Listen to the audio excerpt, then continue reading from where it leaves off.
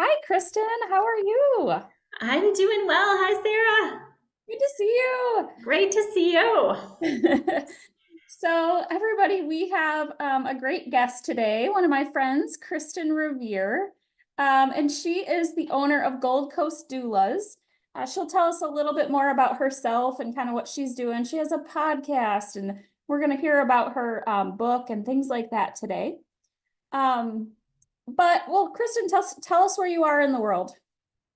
So I am in Grand Rapids, live in Midtown with my husband and two kids. We have a 13 and 11-year-old, and then we have a daughter in college. So she goes to Western studying education. So Nice. yeah, life is busy but wonderful. And as you mentioned, I do own Gold Coast Doulas, which is a birth and postpartum doula agency in Grand Rapids. And I have a podcast where I interview experts in the birth and baby space. It's called Ask the Doulas. And we launched that back in 2017 when podcasts weren't even really a thing. And so Yeah. started with a radio show. We were on Radio for Divas. And because of our schedules, we couldn't make a consistent radio program. So we moved it to the podcast format. Cool. Yeah. So you can hear Kristen's been doing things in the business space for a while, and definitely I get to watch her as I learn how I'm doing things in my world. But Yeah. what I wanted her to talk about today is she just is launching her first book, right, Kristen? Yes. Okay.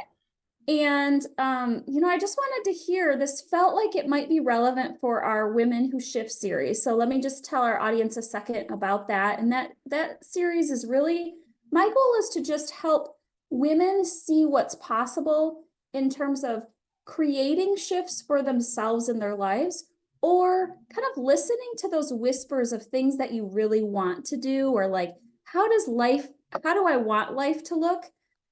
Ways to get there. And so I'd love for you to, well, I'll tell you a little bit about my goal too is with Fresh Rise Group, my business. My goal is really to energize women, especially those professional women who are really feeling in that mid-career, like things are getting harder. It's harder to kind of find that motivation and energy to keep doing professional level work with all the stress and chaos that comes with that. So we Yeah. support women in that space and through a couple different ways, a Facebook group. We have a re-energize her program as well. But Kristen, tell us a little bit about your decision to write a book. It's a big deal and definitely on people's bucket lists of a possible future shift for them. Yeah. So I started teaching classes and never had any intention of becoming a doula or working in this early parenting and pregnancy, phase of life. And I was a political fundraiser in the days that you knew me and worked in Lansing and, even worked on the governor's race during my pregnancy with my daughter, Abby. And I started teaching classes and realized that women need more support. And it became a side project or hobby, and then eventually grew into what Gold Coast is. But I went to college for journalism and had written on a regular basis for multiple magazines through different careers that I had over time. And so I've always loved writing. And when I started as a sacred pregnancy instructor, I had a book project with the founder, and it was focused more on birth preparation. And so I had a lot of outlines, ideas started, and that's been, gosh, 10 years, maybe even longer that I've had this in the works and had, every once in a while when I get a block of time, I would write and then it would sit there. And I co created a course supporting mothers during the early stages of the pandemic called Becoming a Mother. Okay, yeah. And Alyssa and I wanted to, support women not only in our community, but around the country during this very isolating and stressful time. There's a lot of fear going into the hospital and restrictions in different states. Like we were thankful that doulas could work in Michigan, thanks to our governor and legislation we had. But, in New York and other states, I have friends that have doula agencies, and they couldn't work for a year to a year and a half. And so, families didn't have support, and we created this community. And I, lead the pregnancy and birth section of the course. And Alyssa, being a sleep consultant, we're both postpartum doulas. She has all of the baby care, feeding aspect, and as I mentioned, sleep. And so the book is divided in a very similar way. I have an advanced copy. It comes Just out on gonna say, Mother's you have Day. a copy? Yes. Awesome. Mhm. And so it's very similar, but we also have client stories for, their own pregnancy, birth, and early parenting journeys. So everything from pumping stories to, making difficult decisions with newborn procedures and so on, or dealing with a NICU Yeah. and communicating needs with family. And so we made it a little bit different. And I had started collecting those stories back like 10 years ago. Mhm. And then even having a mental health therapist and pediatrician involved, because doulas are not medical. So I have medical experts in the book, really outline, and a registered nurse who's an international board certified lactation consultant contributed to our breastfeeding chapter and feeding in general tips. Yeah. And so it's been a work of love, and Ah, certainly something. It's like when you have a dream and you don't know how to bring it to reality, or you don't have time, but it needs to get out there and that you can help more people. I feel like it's important to, share your gifts. And now with social media and technology, there are more ways to be able to do that than ever before. yeah. What I love is that this, like, I think we see things like a book, or we see things like even a podcast, or, whatever goals all of us have as women in our busy lives, right? And we think, oh, wow, somebody's just pulled that together and doing that, and wow, they're doing awesome things. And yet when we really like drill down in, we hear like this was an idea that started 10 years ago. So Right. today you have an idea that's already in your head as as one of our audience members. And that idea is like percolating right now and might be coming to fruition in 2 years, 3 years, 10 years, right? Like, we don't know what we're going to do with that. But I love hearing you saying, Kristin, you were just like collecting like the stories, and you were collecting the next chapter, or the little writings you had time for. And it was like those collections of things were what, got us to the place of an actual book. So I love that. Yes. And even if the idea changes, I feel like organically what came to be is what was meant to be. Like sometimes there's a reason that, depending on your faith, like the universe or God's plan, Mhm. doesn't happen, but it doesn't mean you have to give up. It just means that in that form, it wasn't what was meant to be. So this guide is more for the modern family, and Mhm. has a lot of updated information on maternal health and the mortality, crisis that we're dealing with, and certainly the childcare crisis, like things that weren't even on my radar back when I started the book. Yeah, that's awesome.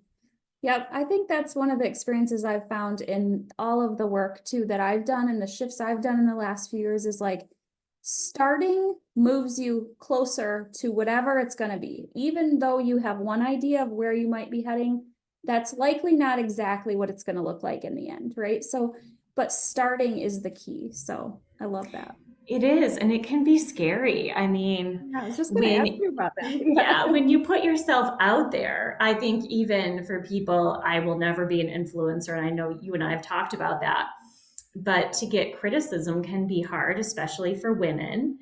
Yep. And I certainly have had some on social media. There are topics in the book on, sleep and parenting and so on, that I'm expecting some negative reviews and reactions. And trying to be as inclusive as possible can also be triggering. And so we'll see. I feel like it's a very divisive world in which we live, and you have to have thick skin. So I'm preparing myself for negative Amazon reviews and people, Well, I'm sure there's trying gonna to, be great ones too. So yes, and that makes up for all of it. And knowing the purpose is to help, yeah. and yeah, that not everyone will get. And likely the people who would be critical of you, whether it's on social media or a book review, didn't even read the book. Right. They're just trying to, get on their soapbox, Yeah. stir things up. Yep. Stir it up, bait you a little bit. Yep. Well, I Right. was going to ask you, so there's this concept that I use in our Re-Energize Her program about really understanding our inner critic, because we all have one. And I could hear you kind of talking about that, like, there's like this little worry around some things that will come up, and they're legit worries sometimes. But I was just going to ask you too, what other kind of like maybe inner critical messaging were you getting as you kind of stepped into this undertaking around a book? Yeah. I mean, will it be successful? Will anyone buy it? You put all of this effort into it, and it is a very intense project. From I didn't hire an agent, and Alyssa and I wanted a publisher. Now you can self publish or hybrid publish. So going through rejections with publishers, not being the right topic, for example, and finding the perfect publisher in our niche that's a small press and that believes in, the same ideals that we do, but going that route, I need to do all of this self promotion. And I have a background in sales and fundraising, so that's not a problem. But when it's your Like baby. words and it's you wrote it, co-wrote it from in my case, but for me to ask my friends to buy my book or to post on social is taking me out of the comfort level, because it's not just, support Gold Coast Doulas. It's Yeah, support my words and Alyssa's words. right. So it's a little more vulnerable to me. Yeah. Oh, I love that. I love that you shared that. Because I think all of us have that worry about vulnerability, right? It's like, especially when we start to get bolder with our words, whether it is on social media or whether it's with a person in our life or a boss or a book, right? Is like, Right. we start to maybe get braver and then like pull back. Like there's this Mm-hmm. constant push pull of ourselves questioning and doubting ourselves. Do we really know what we're talking about? Should I be saying that? Who's that gonna offend? Do I care? Like just, I hear all that. And I love that you're, honest and bringing all that up. So Yeah. And even like talking to bookstores and baby stores about carrying the book, and it's not out yet. So there's that timing, but feeling rejected if they don't want to mhm. carry the book. It's Yeah. hard. So, Yeah. but it's worth it. And I'm a determined person. I don't give up. So stick it through. But I'm in like less than a month from the big launch day. So it is a scary and overwhelming time. Awesome. That's exciting. Well, you'll have to keep us posted on, all those details too. We'll drop some of those in the chat for our audience as well, but in our Awesome. in our group. And then okay, so tell me a little bit about, I guess, we have a lot of women who I think are considering maybe tackling a big professional or personal goal, right? It could be this kind of a book thing, but it could be something entirely different. What are Yeah. some of the words of wisdom you might give from this experience of writing this book, that might apply to more women? I think whatever your passion project is, taking intentional time to devote to it when you're at, with something like a book project, you need to be at your peak in creativity. I'm a morning person, so I try to get my thoughts on paper in the morning, walk my dog, and then plug away. And so I would give myself these deadlines, whether it's trying to find a publisher or get into bookstores or write, excerpts from the book or write the course, which, the book is based on. It's just Right. finding that time, because there will always be excuses or, dishes that need to be done or kids that need you. And so for me, trying to plan this whole project and launch and meet deadlines. As a former journalism major, deadlines are important to me. So my publisher had deadlines, and my husband Patrick was my first editor before the publisher saw it. So he had deadlines for me. And so just breaking that out into manageable chunks where it doesn't seem overwhelming. Yeah, I love that. And I So think even things like like, social media, like getting a content calendar together for, a business, for example, like your own business, and just going through what important holidays would, be part of your business, and what you want to do on video and social, and repurposing that content, and finding blocks of time to be really productive, and then rewarding yourself with a phone call with a friend or a walk or something after it's done. yeah, no, I love that. I love the bite sizes, the small deadlines, right? The mini pieces, but ultimately when something's got that passion attached to it, or it's like pulling you, I hear this like pull that was happening for you. Like, I've got to get this into the world. Right. Um, yeah, if you're experiencing that, any of our listeners, just, I think Kristin's tips on that of just taking steps, taking bites, whatever that's going to look like in your best timing of the days or the weeks.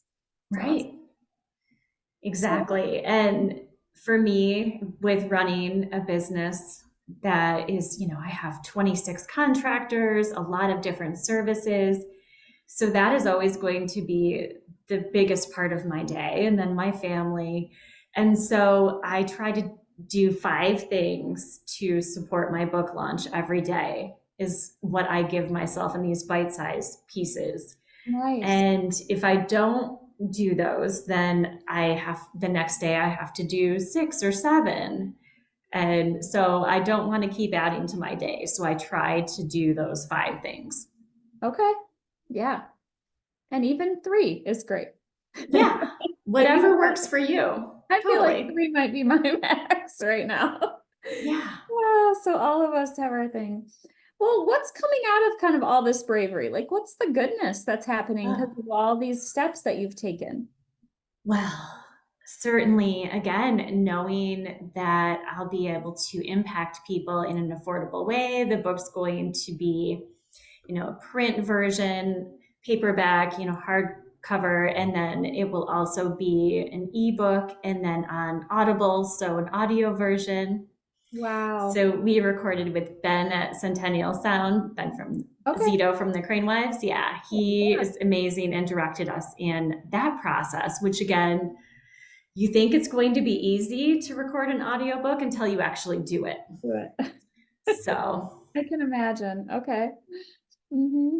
yeah, and I would say the biggest thing for me is I'm approaching my 50th birthday. So I have all of these things I want to do as I'm aging, that I want to get out into the world and the impact that I want to make. So I feel like that is also pushing me. Like, I Hmm. don't know how many days I have left on this planet, and I am a change maker. And this is one of the passion projects that I need to get out there. Yeah, And I there are love other it. things that, once this is launched, I'll probably, work on other projects. Yeah. I think this is like where, I know for me, and I'm 46, I think. I think I'm losing track of my ages too, by the way, which That can happens be to me. I tricky. actually add to my age every year. I'm like, oh, I thought I was Yeah, already 50. Like, what? that is kind of what I did for a while there, which is why I'm losing track. But anyway, Yeah. I think this space of 40s, even late 30s into 50s is a space where we start to go, okay, what is my goal here? Like, is there something bigger I want to do? Is there some kind of message I want to get out in the world, or a legacy of some sort, even if it's not this big thing, right? It can just be Right. a message or a way of being that we are starting to look at. And I think like as we get in these spaces, that's why one of the reasons why mid-career can get harder is because it's like, okay, wait, what am I doing here? What's the end goal now? And I think like that just, you just brought up that whole thought for me is like, this is a really normal feeling for all of us is like, okay, what is meaningful for me to do with this time? And it does start to get like, wow, okay, I'm halfway through, right? Like it's starting Right. to feel different, I think, in terms of what impact we want to make in the world. And for those of us who are parents, I mean, we want to model for our kids that they should pursue their dreams. And if we are, going through the motions with our job just to have a paycheck or think about the future. And I know both of us, like I had a full-time job for the first 3 years of my agency Yep. and, would build it slowly to Mhm. be able to have stability for my family and, you know, knowing that I had an end goal and you had done some consulting and really eased into and had a plan for your life Yeah. with your coaching. And Mhm. so you don't have to put yourself into a position that is uncomfortable financially or for your family and still have these baby steps to doing what you're passionate about and following your dreams. And so I want my kids to follow their dreams. So if I don't talk about this book for their entire childhood and don't ever do anything about it, then what example am I setting for them? Mhm. Yeah. So I hear that they're your accountability partners too. Yeah, Yeah. yeah. And Good. they're Good. very excited and proud. And I'm sure your daughters are proud of you taking this leap and Yep. becoming an entrepreneur. Yep. They are definitely. I think it's cool to be able to yeah, see dynamics shift within your own families as we, get attach ourselves to these brave things, whatever it is, right? Right. And it also brings new and interesting dynamics. So, you're navigating new things, but it's pretty cool. I love that story though of your just, having them as your accountability partners. And that's the thing is like our families can be in on these passion projects. So that's awesome. Absolutely. Yeah. So my dad and stepmom had small businesses and we were involved like from the start. And Mhm. I worked in their cafe and their antique mall. And yeah, so Yep. involving kids can be really beautiful. Yep.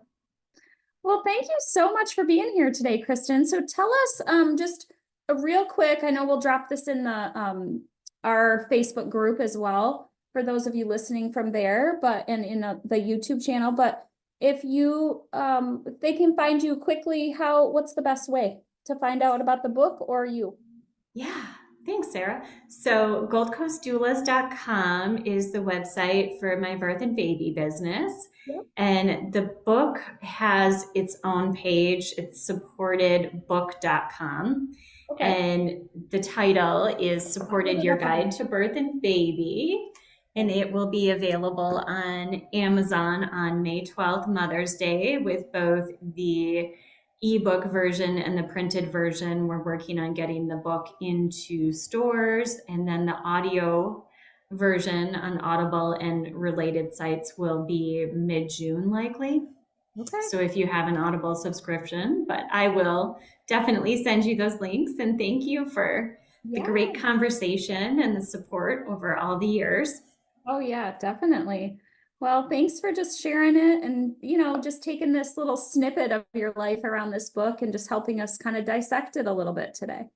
Yeah. Great. And if your audience has any questions about any of the big leaps or, has something that they want to get out into the world, then they can connect with me. I'm on social under Gold Coast Doulas or my name, Kristin Revere. So Okay, Instagram, Facebook, YouTube, LinkedIn, all of the channels. sounds great. Okay, Thanks so much for being here, Kristin. Stay on with me for a second, but I'll go ahead and stop the recording. Thanks for being here, everyone. If you Thanks are for struggling watching. if you're struggling in the chaos, reach back out to me. Let's find you some solutions and some ideas. All right. Awesome. Awesome. That was